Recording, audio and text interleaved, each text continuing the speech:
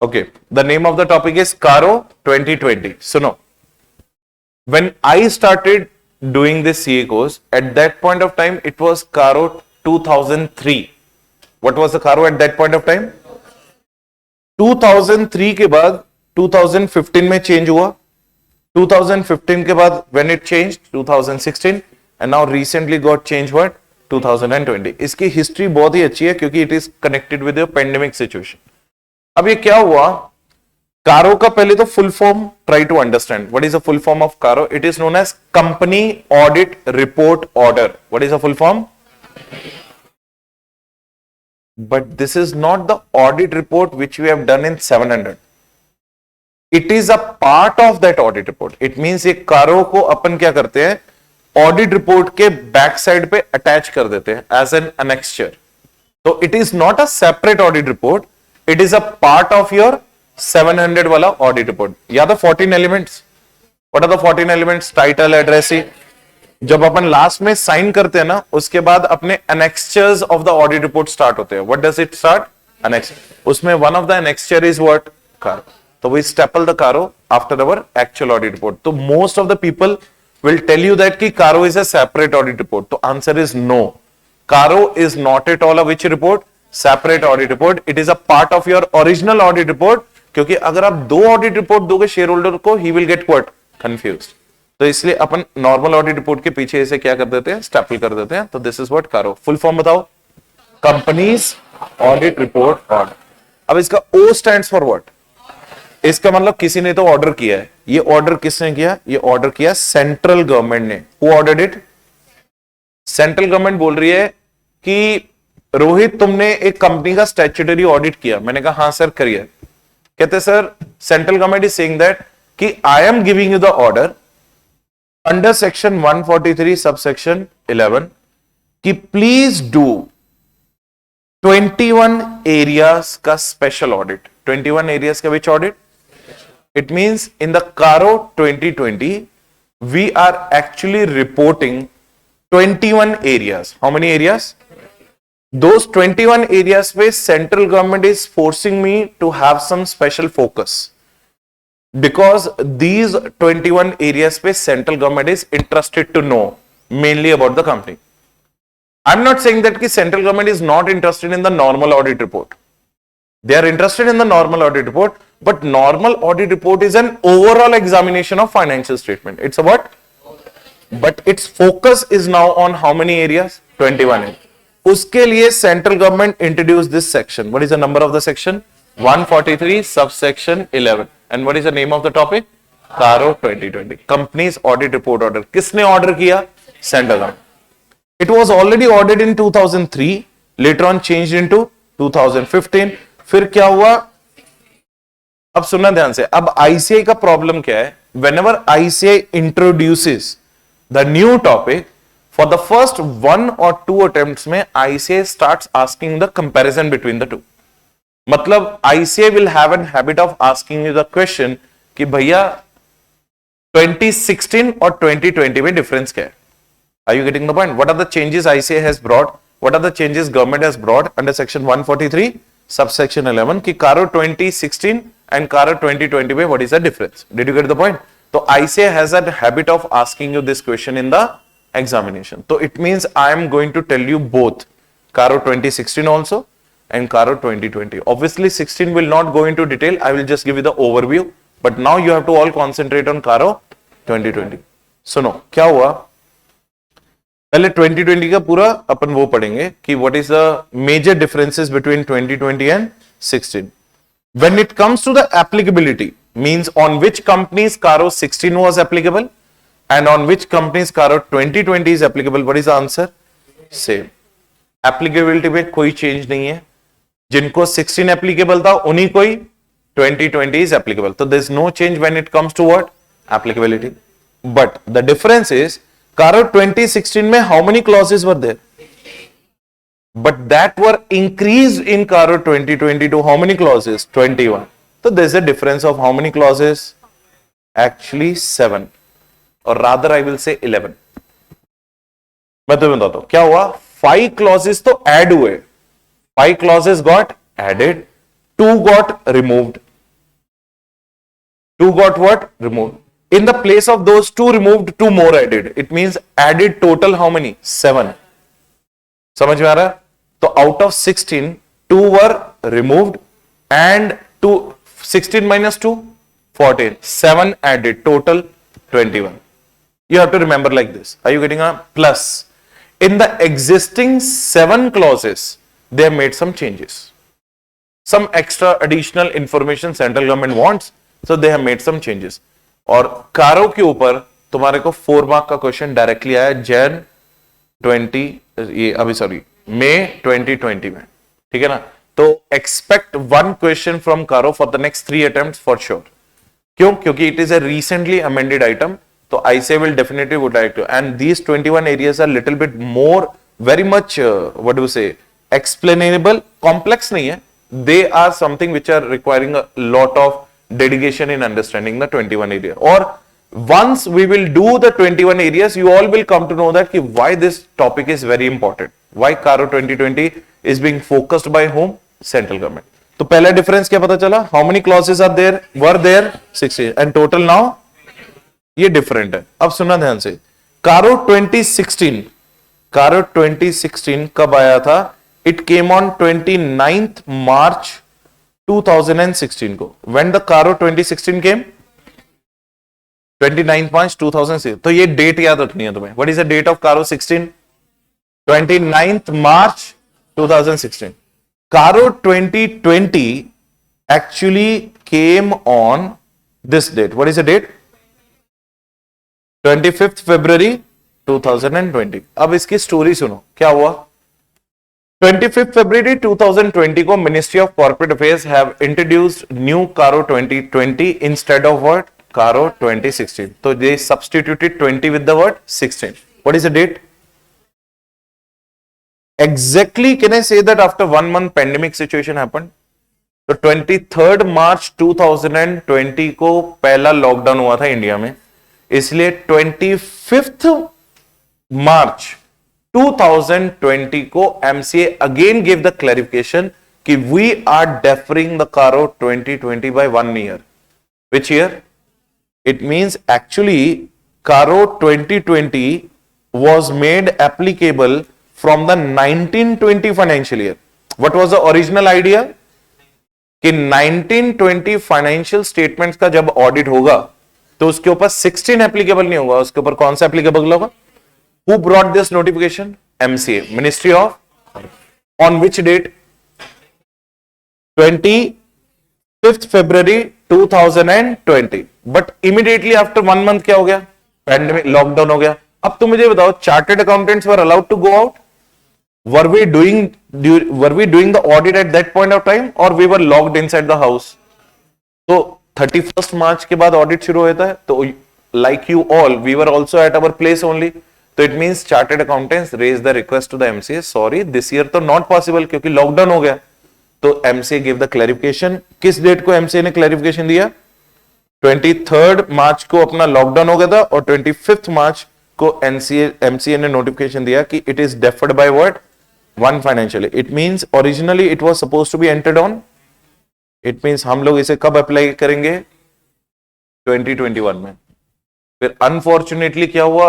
जब 2021 financial year got over, फिर मार्च 2021 में फिर से नोटिफिकेशन आया कि we are going to further defer it forward 1 year, क्योंकि वेव 2 के कोविड वेव 2 आ गया था. During that time also all the chartered accountants were held. तो MCA brought it originally for which year? But first time deferred to which year? It was first time deferred to which year? 20. Again later on deferred to what? 21, 22. अब समझ में आ रहा है? अब मैं तुम्हें प्रैक्टिकली जो पूछने वाला हूं उसका ध्यान देना. 21-22 financial year is actually the first financial year when all the chartered accountants across India are going to report under Caro 2020. इसे 2020 क्यों बोलते हैं? अब समझ में आया? इसे 2022 क्यों नहीं बोलते? कि it was originally came in 2020 but was deferred by what? 2 years. So even though it is first time applicable for 2022 but it was originally got selected in 2020. History समझ में आया थोड़ा? अब सुनना ध्यान से, which year right now today is 8th June, we are doing the audit of which financial year? इसका मतलब we as a practising chartered accountants are also going to report under CARO 2020 for the first time. It means you and I are on the same platform now. For you also it is new, and for me also it is new, because up to 2021 financial year we were reporting under Caro 16, but it means this year right now I am reporting under Caro 2020. तो ये मैं अभी practice कर रहा हूँ. I am doing the practice of this right now कि what are the changes. तो I found so many difficulties and so many areas I found which I will tell you beyond ICI. What is the problem in 2020 and how 2020 is a good initiative as compared to what 16. 16 में बहुत सारे ऐसे points थे which we wanted to tell but central government did not want to ask.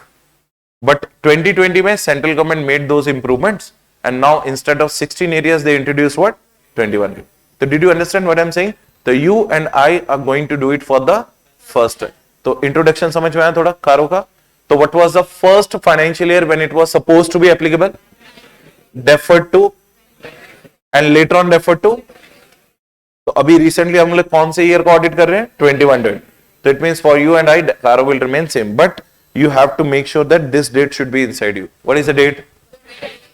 तो अगर examination में MCQ question आया कि sir CARO 2020 was brought into India when 25th February 2020 and अगर 16 के बारे में पूछा तो 29th March तो ये सब कुछ नोट्स में लिखा हुआ है. You don't have to worry about that, not even a single word you have to write extra.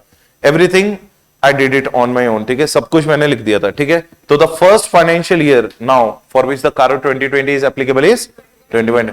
That's the reason till the last examination Caro 2016 was applicable. So December 21 students have written the examination for 16.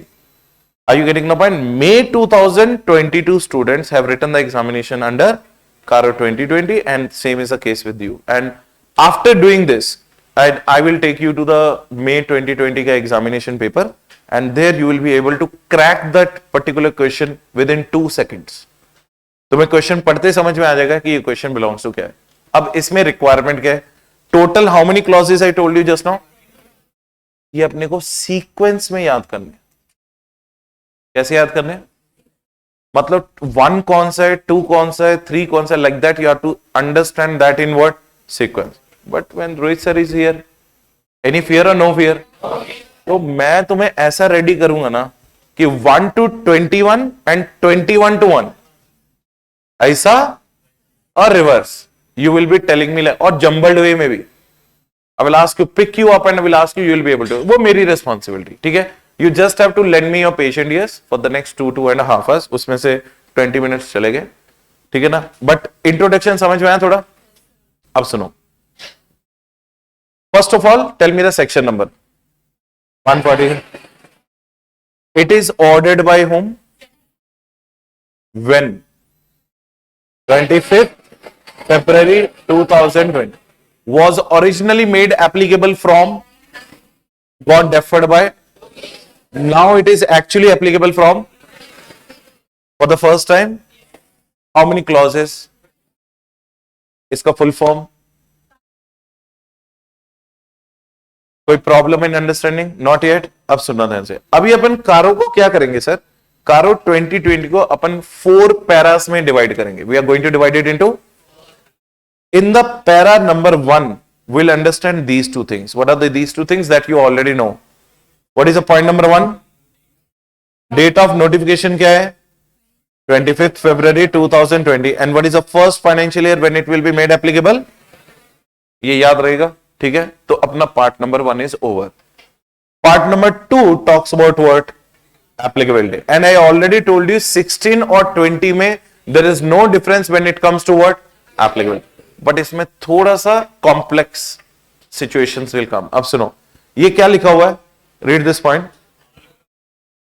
It is applicable to all the companies in India including foreign company under section 2 subsection 42. Foreign company की definition कौन बताएगा मेरे को? A foreign company is a company which is incorporated outside India but having a place of business in India, either via agent, on its own, doing a physical business or electronic business. ये सब कुछ पढ़ा हुआ हमने. इसका मतलब वो बोल रहे हैं कि सिर्फ इंडियन कंपनीज को कारो एप्लीकेबल नहीं है. Central government wants to know about the CARO from foreign company. मतलब all the companies in India are covered by the domestic companies और foreign companies. But 6 companies have been given exemption under Caro. मतलब these 6 companies need not get covered under section number 143 subsection 11 Caro 2020. Company number 1 पढ़ो sir. Section 8 company कौन सी होती है बताना मेरे को. तो अगर आप सेक्शन 8 कंपनी आपको कारो एप्लीकेबल नहीं है. अगर आप क्या हो, आपको कारो एप्लीकेबल नहीं है. अगर आप क्या हो, बैंकिंग और इंश्योरेंस, कारो is not applicable. And what is the next thing? Small company पता है ना, सेक्शन नंबर 2 सबसेक्शन 85. जल्दी बताओ स्मॉल कंपनी के डेफिनेशन. एक जना बताना क्या है मां.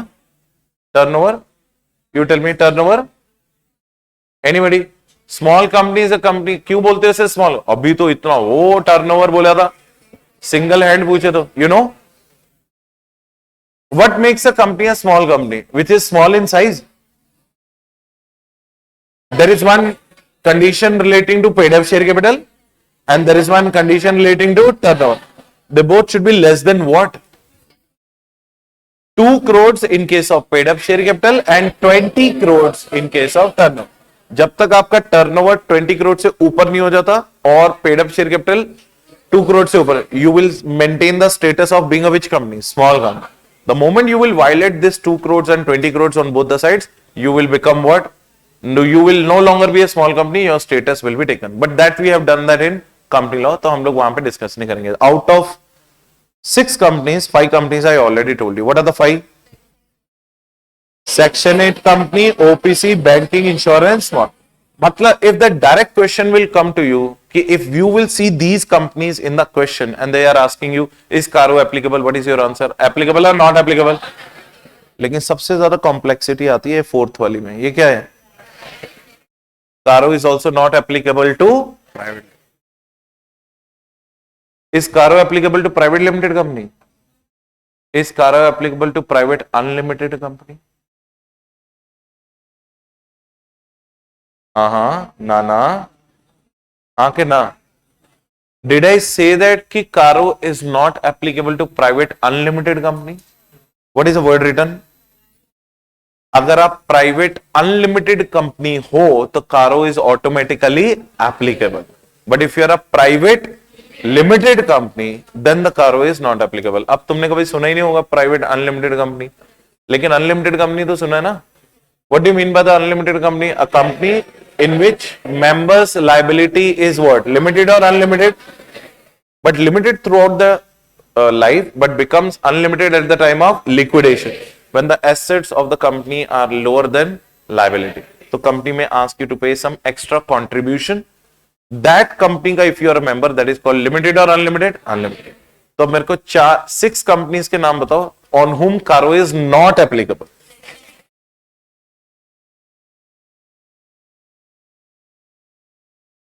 And last one.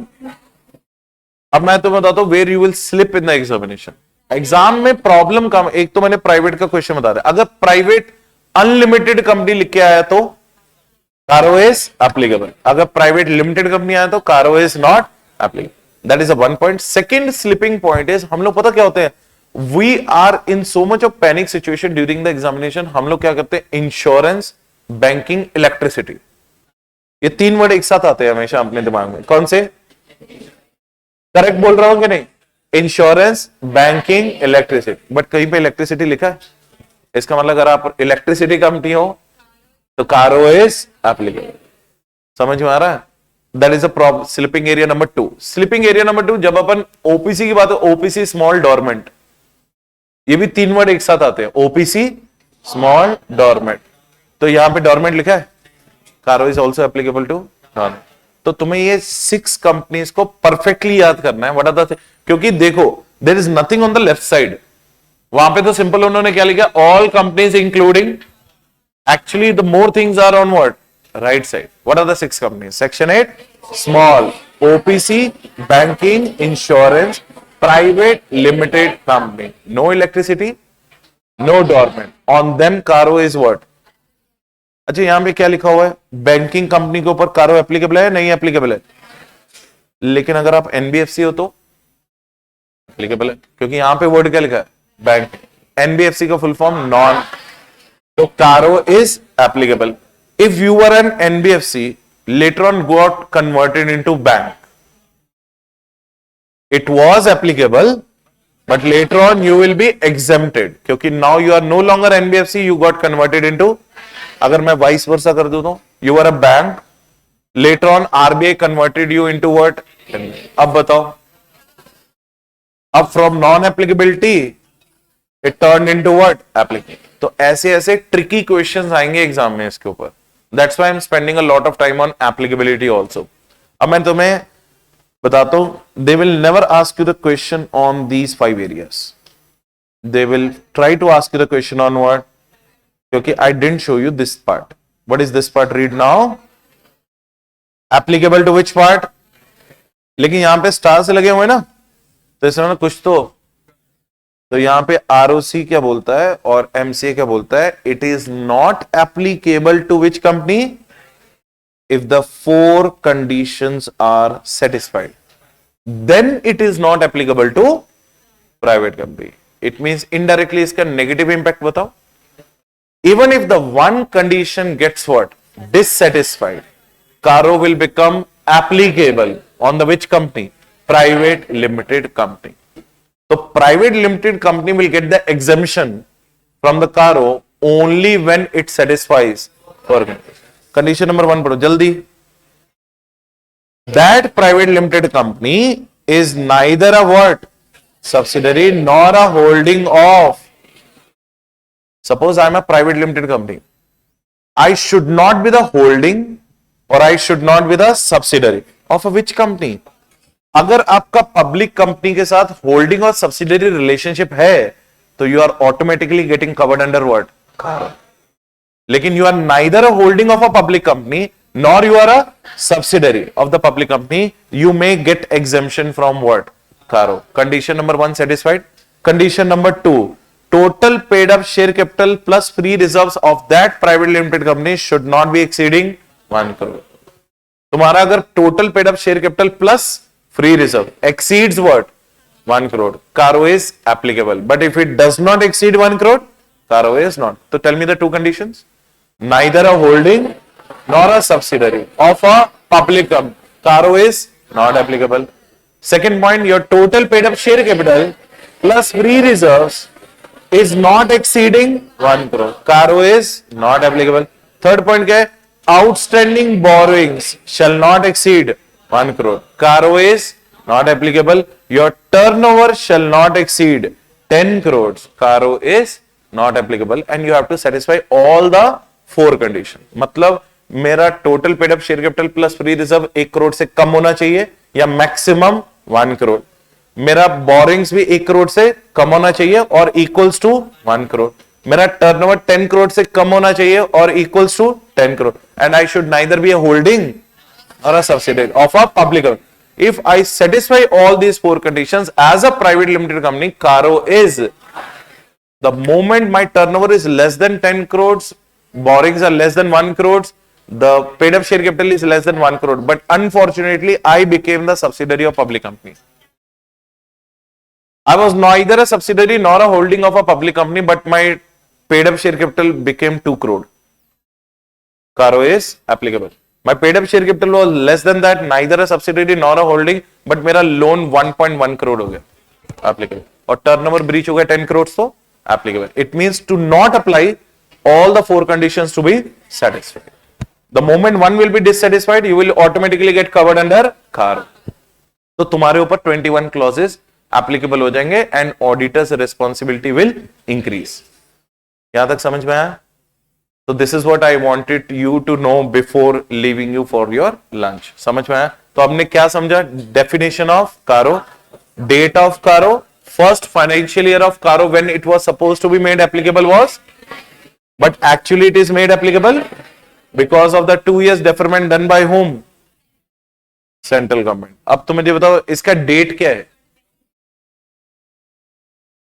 It is applicable to all companies in India, including foreign, except Section 8, OPC, banking, insurance, small company, and private limited company with core connect. It is not applicable to them. But private unlimited company, hello. Thank you so much. I'll see you guys tomorrow. Bye everyone. Take care.